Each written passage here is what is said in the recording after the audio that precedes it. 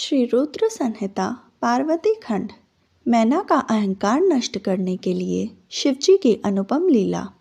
ब्रह्मा जी बोले, हे नारद, तुमको अपने सामने देखकर देवी मैना बहुत प्रसन्न हुई और तुम्हें प्रणाम करके बोली, हे मुनि श्रेष्ठ नारद जी, मैं भगवान शिव के इसी समय दर्शन करना चाहती हूँ। मैं देखना चाहती हूँ जिन शिव जी को पाने के लिए मेरी बेटी पार्वती ने घोर तपस्या की तथा अनेक कष्टों को भोगा, उन शिव जी का रूप कैसा है, वे कैसे दिखते हैं। यह कहकर तुमको साथ लेकर देवी मैना चंद्रशाला की ओर चल पड़ी।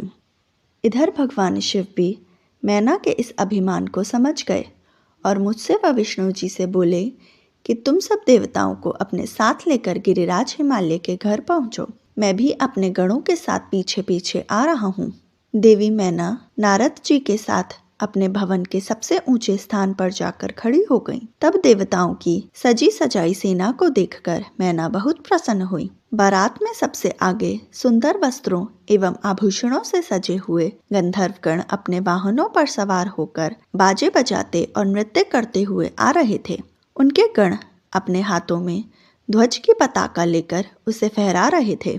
साथ में स्वर्ग की सुंदर अप्सराएं मुग्ध होकर नृत्य कर रही थीं। उनके पीछे वसु आ रहे थे।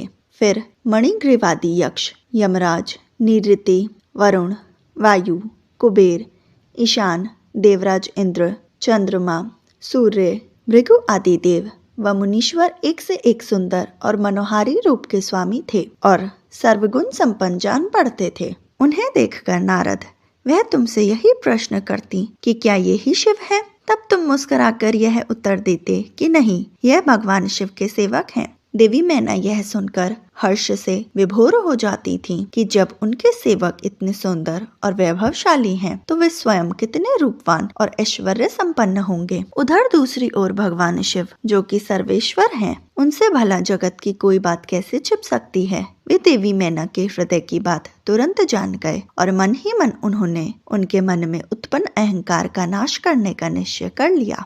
तभी वहां से जहां मैना और नारद तुम खड़े थे, श्री हरि विष्णु पधारे। उनकी कांति के सामने चंद्रमा की कांति भी फीकी पड़ जाती है। वे जलंधर के समान श्याम तथा 4 भुजाधारी थे और उन्होंने पीले वस्त्र पहन रखे थे। उनके नेत्र कमलदल के समान सुंदर व प्रकाशित हो रहे थे। वे गरुड़ पर विराजमान थे। शंख, चक्र आदि उनकी शोभा में वृद्धि कर रहे थे। उनके सिर पर मुकुट जगमगा रहा था और वक्षस्थल में श्रीवत्स का चिन्ह था।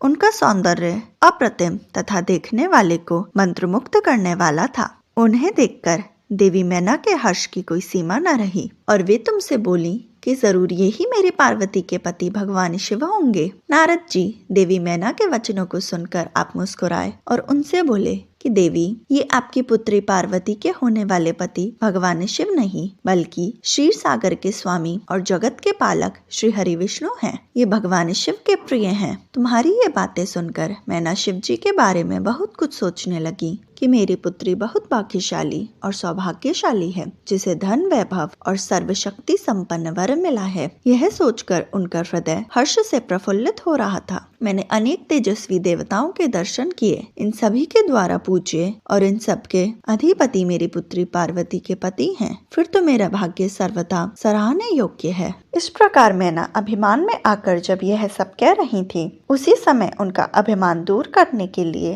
अपने अद्भुत रूप वाले गणों को आगे करके शिवजी भी आगे बढ़ने लगे। भगवान शिव के सभी गण मैना के अहंकार और अभिमान का नाश करने वाले थे। भूत, प्रेत, पिशाच आदि अत्यंत कुरूप गणों की सेना सामने से आ रही थी। उनमें से कई बवंडर का रूप धारण किए थे। किसी की टेढ़ी सूंड थी, किसी के होंठ लंबे थे, किसी के चेहरे पर सिर्फ दाढ़ी मूछ ही दिखाई देती थी, किसी के सिर पर बाल नहीं थे तो किसी के सर पर बालों का घना जंगल था। किसी की आंखें नहीं थी, कोई अंधा तथा कोई काना, किसी का तो नाक ही नहीं था। कोई हाथों में बड़ी भारी भारी मुद्गर लिए था तो कोई औंधा होकर चल रहा था। कोई वाहन पर उल्टा होकर बैठा हुआ था। उनमें कितने ही लंगड़े थे। किसी ने दंड और पाश ले रखे थे। सभी शिवगण अत्यंत कुरूप और विकराल दिखाई देते थे। कोई सींग बजा रहा था, कोई डमरू तो कोई गौमुख को बजाता हुआ आगे बढ़ रहा था। उनमें किसी का सिर नहीं था तो किसी के धड़ का पता नहीं चल रहा था, तो किसी के अनेकों मुख थे, किसी के चेहरे पर अनगिनत आंखें लगी थीं, तो किसी के अनेकों पैर थे, किसी के हाथ नहीं थे तो किसी के अनेकों कान थे, तो किसी के अनेकों सिर थे। सभी शिवगणों ने अचंभित करने वाली वेशभूषा धारण की हुई थी। कोई आकार में बहुत बड़ा था तो कोई बहुत छोटा था। वे देखने में बहुत ही भयंकर लग रहे थे। उनकी लंबी चौड़ी विशाल सेना मदमस्त होकर नाचते गाते हुए आगे बढ़ रही थी। तभी तुमने अंगुली के इशारे से शिवगणों को दिखाते हुए देवी मैना से कहा, देवी पहले आप